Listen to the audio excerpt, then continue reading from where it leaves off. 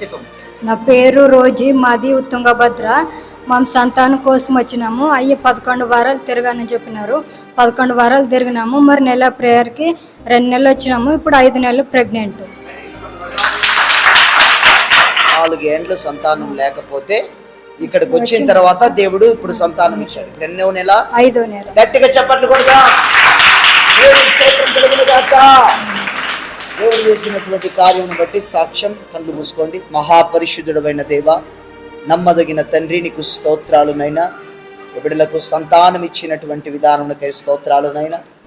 గర్భాన్ని తెరిచినందుకు నీకు స్తోత్రాలు ప్రభా. మీ చిత్తం ద్వారా గొప్ప కార్యాలు జరిగించి బలపరిచి భద్రపరిచి దీవించండి.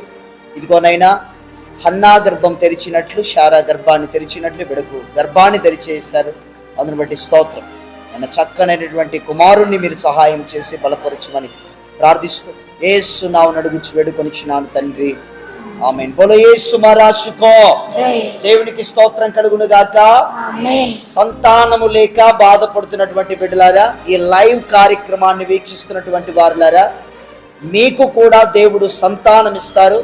మీరు ఎన్ని సంవత్సరాల నుండి సంతానం లేక బాధపడుతూ ఉన్నారో ఖచ్చితంగా మీరు కూడా దేవుని మందిరానికి రండి. మీకు కూడా దేవుడు సంతానాన్ని అనుగ్రహిస్తారు.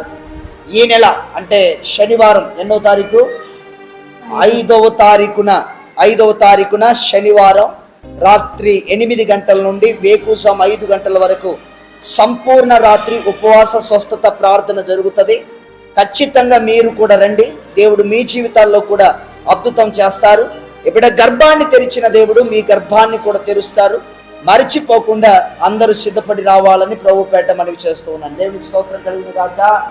హల్లెలూయా. యేసు మహారాజుకో. మీ అందరికీ ప్రకటన, మన సంఘంలో సంపూర్ణ రాత్రి ఉపవాస స్వస్థత ప్రార్థన కూడిక ప్రతి నెల మన సంఘంలో జరుగుతుంది. అనేకమైనటువంటి అద్భుతాలు ప్రభు చేస్తారు.